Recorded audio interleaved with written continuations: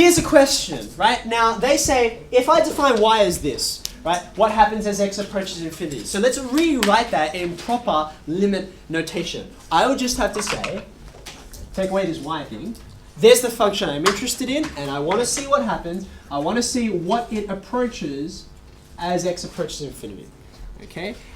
So there's the function I'm evaluating. Now, you can't put infinity into there. For starters, infinity is not a number. But even if it were, you'd have infinity over 2 infinity, and infinity is so large that if you divide it, you're still going to get infinity because it's infinite. Okay? So I can't actually evaluate this, so I'm trying to work out how it behaves. Now, in the textbook, they specifically refer to this method, and some of you have asked me about this, which is to take the top and the bottom and divide by the highest power. Okay? Now, in this case, and only these cases, this idea works. I'll show you why. Okay?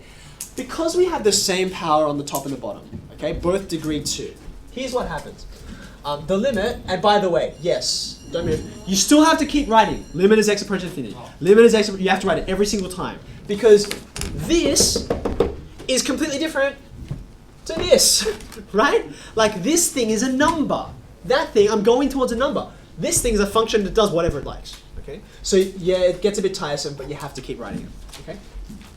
If I divide through all of the terms, there's 6 of them, by x squared, here's what happens. I get that, and that, and that. That's my numerator, okay? And on my denominator, I've got this.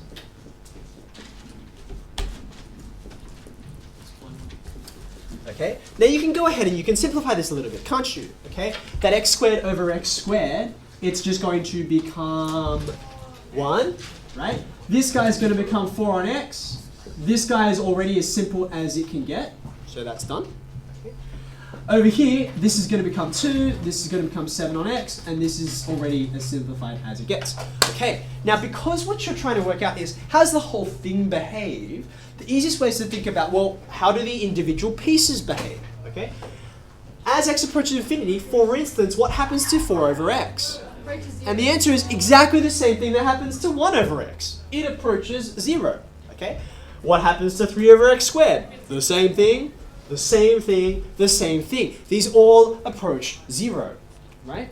So since this big group of guys here, they all approach 0, all you get left with is these parts out the front, who, as x approaches 0, infinity rather, they don't care. 1 stays 1, and 2 stays 2. So it's equal to a half. Okay?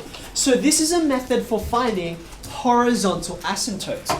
Just before you finish, let me remind you why, like this method works here, but I don't recommend it for those other questions we were looking at before. Have a look at this guy. We did this. Okay, we did this guy, and to remind you, it looks like this. Is that right? Yeah, there we go. Okay, so this is an oblique asymptote situation, okay? And if you take this approach, it's approximately 0 amount of usefulness. Watch what happens. You're like, okay, I want to think about the limit as x approaches infinity. Okay, so you do your dividing through, and you're like, oh, it's cool, I've got this, right? I'll divide this by x squared, gives me 1. I'll divide this by x squared, gives me 1 on x. I'll divide this by x squared, gives me, you know, that. And then on the bottom, I've got 1 on x, and I want the limit. And you're like, oh, it's cool, I know what to do with this. That goes to 0, and that goes to 0, and that goes to 0. So I get 1? So you see this method completely fails to find an oblique asymptote, which of course, if you remember, is x minus 1. Works for these though. Okay, it's a different kind of question.